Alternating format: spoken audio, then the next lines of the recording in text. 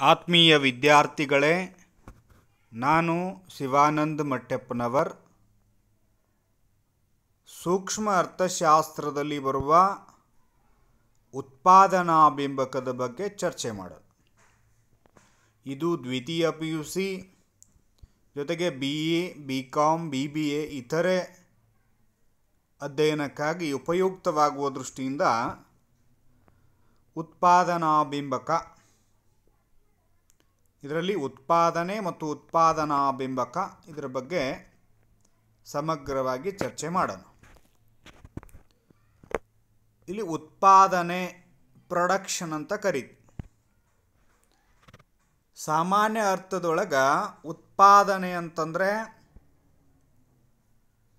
ಕಚ್ಚಾ ಸರಕುಗಳನ್ನು ಅಥವಾ ಕಚ್ಚಾ ವಸ್ತುಗಳನ್ನು ಸಿದ್ಧ ವಸ್ತುಗಳನ್ನಾಗಿ ಪರಿವರ್ತನೆ ಮಾಡ್ತಕ್ಕಂಥ ಕ್ರಿಯೆ ಉತ್ಪಾದನೆ ಅಂತ ಕರೀತೀವಿ.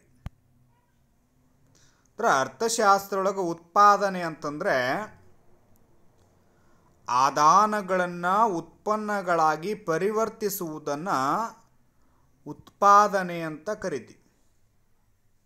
ಆದಾನಗಳು ಅಂತಂದರೆ ಉತ್ಪಾದನಾಂಗಗಳು ಅಂತ ಕರಿತೀವಿ ನಾವು. ಉತ್ಪಾದನಾಂಗಗಳಾದ ಭೂಮಿ, ಶ್ರಮ, ಬಂಡವಾಳ, ಸಂಘಟನೆ ಇತ್ಯಾದಿಗಳು ಬರ್ತವೆ. ಆ ಮೂಲಕ ಅವುಗಳನ್ನು ಬಳಸಿಕೊಂಡು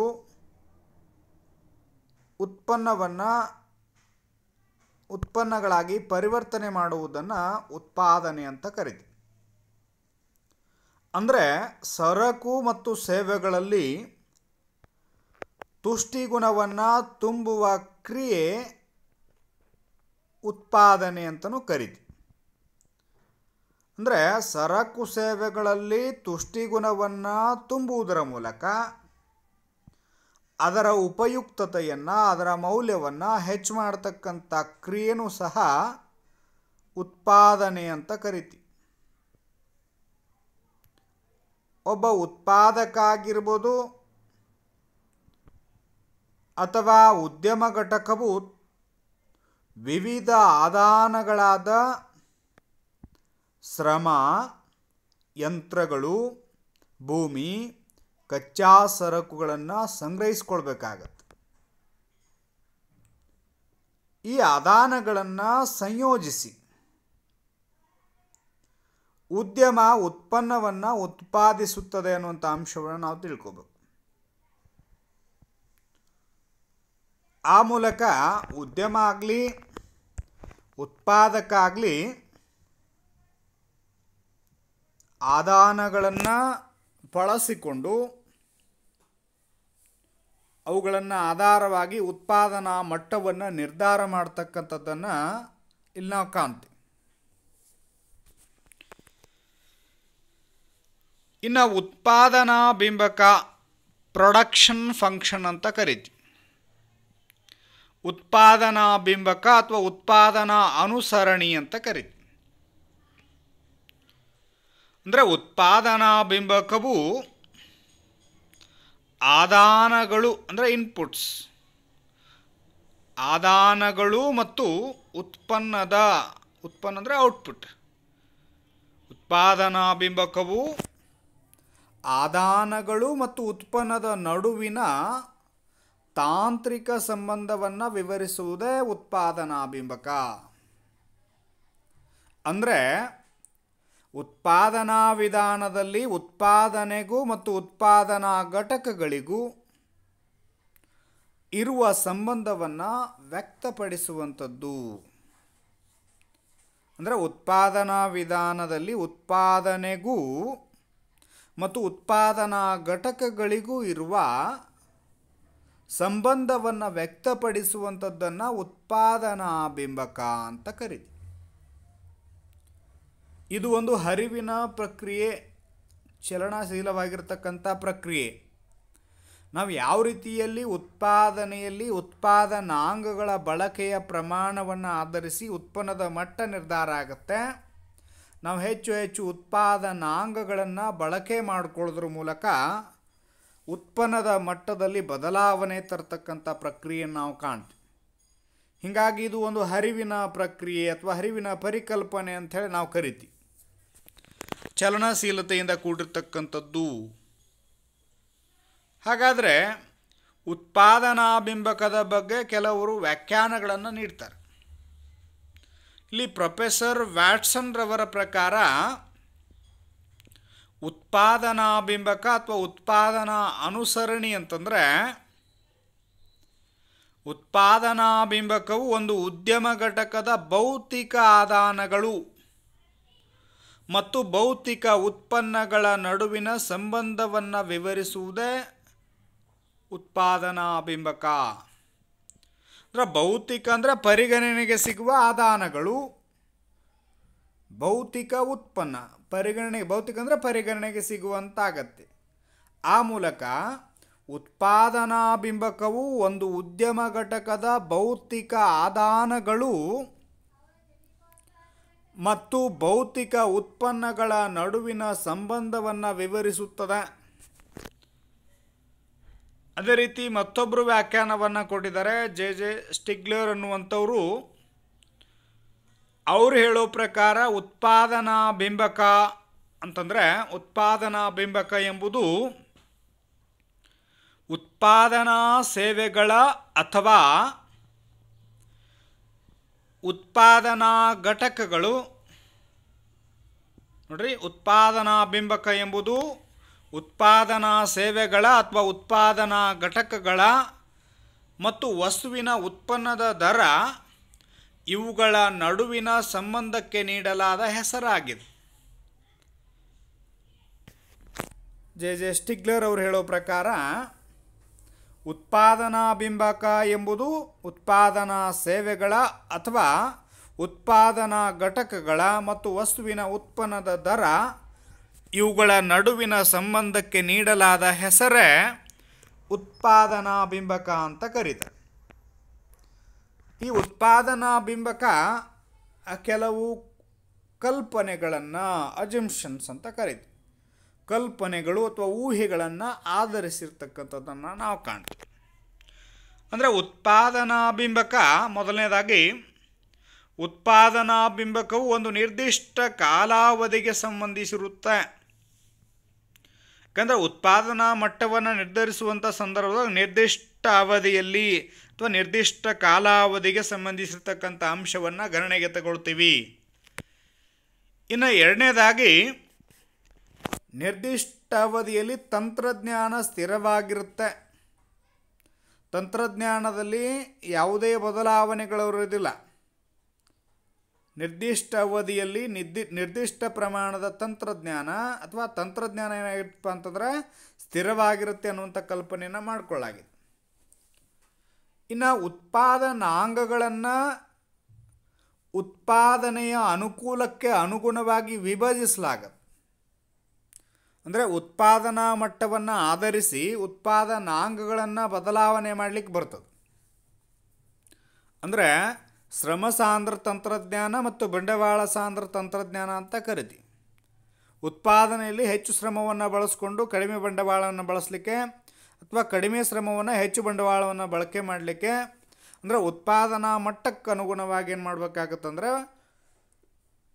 ಉತ್ಪಾದನಾಂಗಗಳನ್ನು ಅನುಕೂಲಕ್ಕೆ ತಕ್ಕಂತೆ ವಿಭಜಿಸಲಿಕ್ಕೆ ಬರುತ್ತೆ ಅನ್ನುವಂಥ ಅಂಶವನ್ನು ತಿಳ್ಕೊಬೇಕು.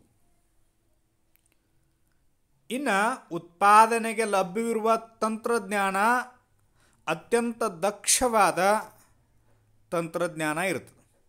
ಈಗಾಗಲೇ ತಂತ್ರಜ್ಞಾನ ಸ್ಥಿರವಾಗಿರುತ್ತೆ ಅನ್ನುವಂಥ ಕಲ್ಪನೆಯನ್ನು ಮಾಡಿಕೊಳ್ಳಾಗಿದೆ.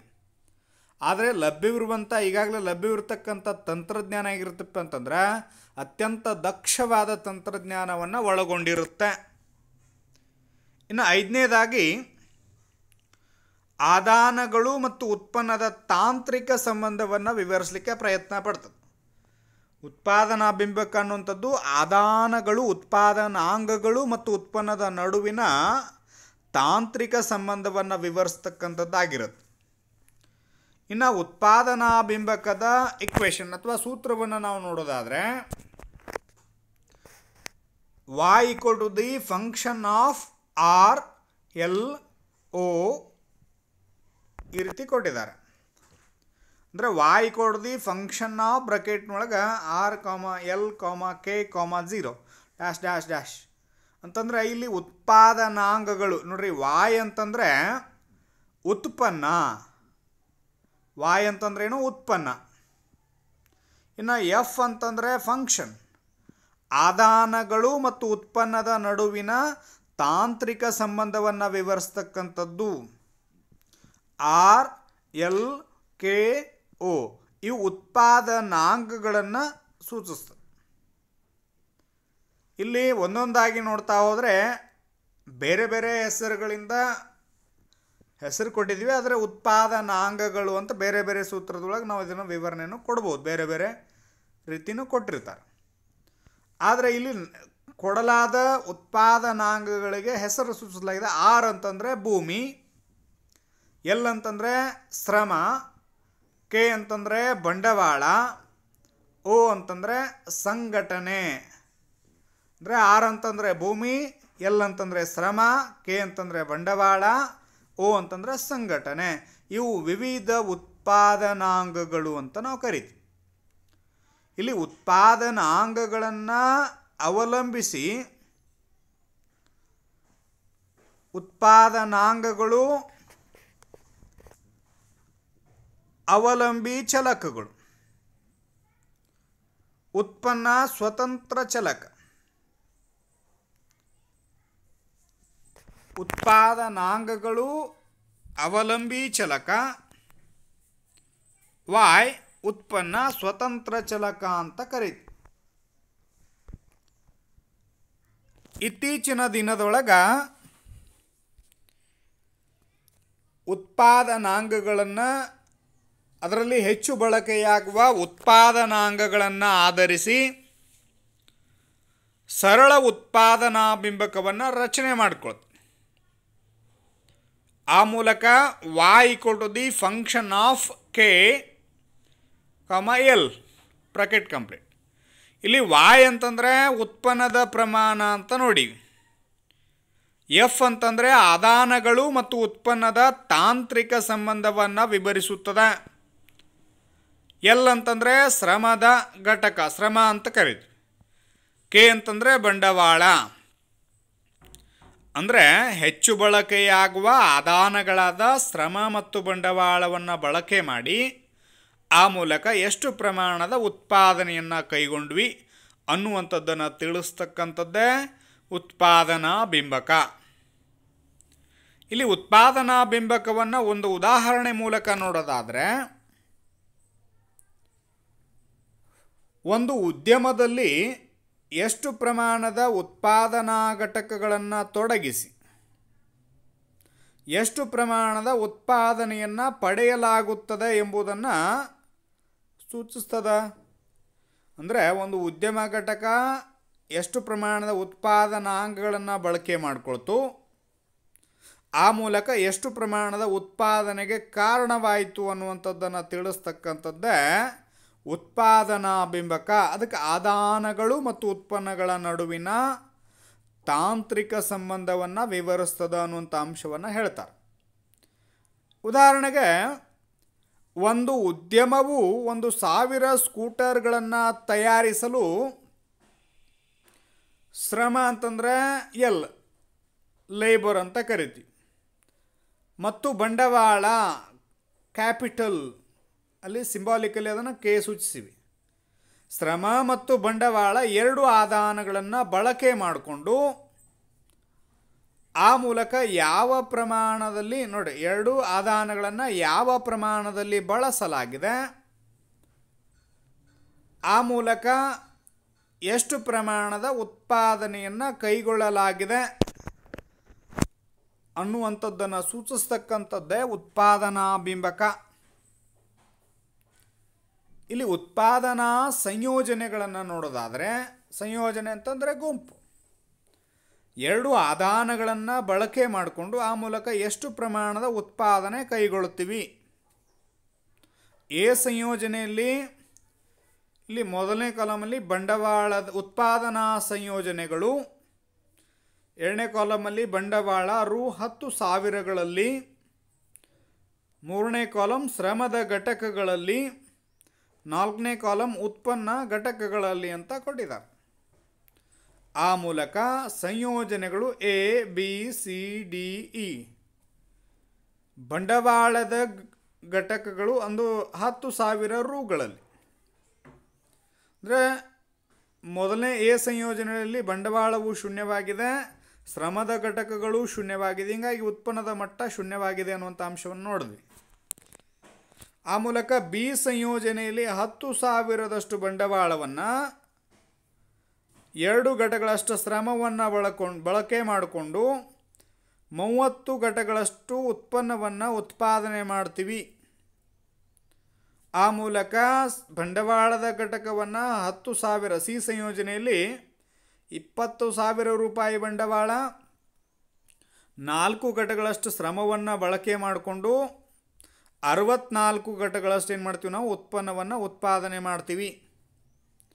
ಡಿ ಸಂಯೋಜನೆಯಲ್ಲಿ 3 ಘಟಕಗಳಷ್ಟು ಉತ್ಪನ್ನವನ್ನು 3 ಘಟಕಗಳಷ್ಟು 30,000 ರುಗಳಷ್ಟು ಬಂಡವಾಳವನ್ನು 6 ಘಟಕಗಳಷ್ಟು ಶ್ರಮವನ್ನು ಬಳಕೆ ಮಾಡಿಕೊಂಡು 82 ಘಟಕಗಳಷ್ಟು ಉತ್ಪನ್ನಕ್ಕೆ ಕಾರಣ ಆಗ್ತದೆ. ಅದೇ ರೀತಿ ಈ ಸಂಯೋಜನೆಯಲ್ಲಿ 40,000 ರೂಪಾಯಿ ಬಂಡವಾಳವನ್ನು ಬಳಕೆ ಮಾಡಿಕೊಂಡು 8 ಘಟಕದಷ್ಟು ಶ್ರಮವನ್ನು ಬಳಕೆ ಮಾಡಿಕೊಂಡು 106 ಘಟಕಗಳಷ್ಟು ಉತ್ಪನ್ನವನ್ನು ಉತ್ಪಾದನೆ ಮಾಡ್ತೀವಿ. ಅಂದರೆ ಇಲ್ಲಿ ಶ್ರಮದ ಘಟಕ ಬಂಡವಾಳದ ಘಟಕಗಳು ಮತ್ತು ಶ್ರಮದ ಘಟಕಗಳನ್ನು ಹೆಚ್ಚು ಮಾಡ್ದಂಗೆ ಉತ್ಪನ್ನ ಏನಾಗ್ಯದ ಹೆಚ್ಚಾಕೋತ ಬಂದದ. ಆದರೆ ಉತ್ಪನ್ನದ ಮಟ್ಟ ನಂತರದ ಹಂತದೊಳಗೆ ಕಡಿಮೆ ಆಗಿರ್ತಕ್ಕಂಥದ್ದನ್ನು ನಾವು ಕಾಣ್ತೀವಿ. ಆ ಮೂಲಕ ಉತ್ಪಾದನಾ ಬಿಂಬಕ ಅನ್ನುವಂಥದ್ದು ಎಷ್ಟು ಪ್ರಮಾಣದ ಉತ್ಪಾದನಾಂಗಗಳನ್ನು ಬಳಕೆ ಮಾಡ್ಕೊಂಡ್ವಿ, ಅಂತಿಮವಾಗಿ ಎಷ್ಟು ಪ್ರಮಾಣದ ಉತ್ಪಾದನೆಯನ್ನು ಕೈಗೊಂಡ್ವಿ ಅನ್ನೋದನ್ನು ತಿಳಿಸ್ತಕ್ಕಂಥದ್ದು ಉತ್ಪಾದನಾ ಬಿಂಬಕ ಅಥವಾ ಉತ್ಪಾದನಾ ಅನುಸರಣೆ ಅಂತ ಕರಿತೀವಿ. ಈ ಉತ್ಪಾದನಾ ಬಿಂಬಕದಿಂದ ನಮಗೇನು ತಿಳಿತಿದೆ, ಏನು ಮಹತ್ವ ಪಡ್ಕೊಂಡದ ಅಂತಂದರೆ, ಉತ್ಪಾದನಾ ಬಿಂಬಕ ಅಥವಾ ಉತ್ಪಾದನಾ ಅನುಸರಣೆಯ ಮಹತ್ವವನ್ನು ನೋಡೋದಾದರೆ, ಉತ್ಪಾದನಾ ಬಿಂಬಕದ ಸಹಾಯದಿಂದ ಕಡಿಮೆ ವೆಚ್ಚದಲ್ಲಿ ಹೆಚ್ಚಿನ ಉತ್ಪಾದನೆ ಕೈಗೊಳ್ಳಲು ನೆರವಾಗ್ತದೆ. ಅಂದರೆ ನಾವು ಎಷ್ಟು ಪ್ರಮಾಣದ ಆದಾನಗಳನ್ನು ತೊಡಗಿಸಿದ್ವಿ, ಆ ಮೂಲಕ ಅಂತಿಮವಾಗಿ ಎಷ್ಟು ಪ್ರಮಾಣದ ಉತ್ಪಾದನೆಯನ್ನು ಕೈಗೊಂಡ್ವಿ ಅನ್ನೋದು ಗೊತ್ತಾದರೆ ಯಾವುದು ಗರಿಷ್ಠ ಮಟ್ಟದ ಕಡಿಮೆ ವೆಚ್ಚದಲ್ಲಿ ಹೆಚ್ಚು ಪ್ರಮಾಣದ ಉತ್ಪಾದನೆಯನ್ನು ಕೈಗೊಳ್ಳಲಿಕ್ಕೆ ನೆರವಾಗತ್ತಲ್ಲ, ಆ ಮಟ್ಟದೊಳಗೆ ಉತ್ಪಾದನೆ ನಿಲ್ಲಿಸಬೇಕಾಗತ್ತೆ. ಹೀಗಾಗಿ ಉತ್ಪಾದನಾ ಬಿಂಬಕದ ಸಹಾಯದಿಂದ ಕಡಿಮೆ ವೆಚ್ಚದಲ್ಲಿ ಹೆಚ್ಚಿನ ಉತ್ಪಾದನೆಯನ್ನು ಕೈಗೊಳ್ಳಲಿಕ್ಕೆ ನಮಗೆ ನೆರವಾಗುತ್ತೆ. ಇನ್ನು ಎರಡನೇದಾಗಿ ಉತ್ಪಾದನಾ ಬಿಂಬಕದಿಂದ ಯೋಜನೆಗಳನ್ನು ರೂಪಿಸಲಿಕ್ಕೆ ಸಹಾಯ. ಅಂದರೆ ಆದಾನಗಳು ಉತ್ಪಾದನಾಂಗಗಳ ಲಭ್ಯತೆ ಆಧಾರದ ಮೇಲೆ ಉತ್ಪಾದನಾ ಸಂಯೋಜನೆಯನ್ನು ನಿರ್ಧಾರ ಮಾಡಿ ಆ ಮೂಲಕ ಯಾವ ಮಟ್ಟದಲ್ಲಿ ಯಾವ ಪ್ರಮಾಣದ ಉತ್ಪಾದನೆಯನ್ನು ಕೈಗೊಳ್ಳಬೇಕು ಅನ್ನುವಂಥದ್ದನ್ನು ಒಂದು ಯೋಜನೆಯನ್ನು ರೂಪಿಸ್ಕೊಳ್ಳೋಕೆ ನಮಗೆ ಸಹಾಯ ಆಗುತ್ತೆ. ಆಮೇಲೆ ಆದರ್ಶ ಉತ್ಪಾದನೆಯನ್ನು ನಿರ್ಧರಿಸಲು ಸಹಾಯ. ಯಾವುದು ಕಡಿಮೆ ವೆಚ್ಚದಲ್ಲಿ ಗರಿಷ್ಠ ಮಟ್ಟದ ಉತ್ಪಾದನೆಗೆ ಕಾರಣವಾಗುತ್ತಲ್ಲ, ಆ ಉತ್ಪಾದನಾಂಗಗಳ ಸಂಯೋಜನೆಯ ಜೊತೆಗೆ ಆ ಮಟ್ಟದವರೆಗೆ ಉತ್ಪಾದನೆಯನ್ನು ನಿರ್ಧರಿಸಿ ಆದರ್ಶ ಮಟ್ಟದ ಉತ್ಪಾದನೆ, ಕಡಿಮೆ ವೆಚ್ಚದಲ್ಲಿ ಗರಿಷ್ಠ ಮಟ್ಟದ ಉತ್ಪಾದನೆ ನಿರ್ಧರಿಸ್ತಕ್ಕಂಥ ಬಿಂದು ಯಾವುದು ಇರ್ತದಲ್ಲ, ಅದು ಆದರ್ಶ ಮಟ್ಟದ ಉತ್ಪಾದನೆ ನಿರ್ಧರಿಸ್ಲಿಕ್ಕೆ ನಮಗೆ ಸಹಾಯ ಆಗುತ್ತೆ. ಇನ್ನು ಪ್ರತಿಫಲಗಳ ನಿಯಮದ ಅಧ್ಯಯನದಲ್ಲಿ ಸಹಾಯ. ಅಂದರೆ ಉತ್ಪಾದನೆಯಲ್ಲಿ ಉತ್ಪಾದನಾಂಗಗಳನ್ನು ತೊಡಗಿಸೋದ್ರ ಮೂಲಕ ಒಂದಲ್ಲ ಒಂದು ರೀತಿ ಪ್ರತಿಫಲ ಲಭ್ಯ ಆಗುತ್ತೆ.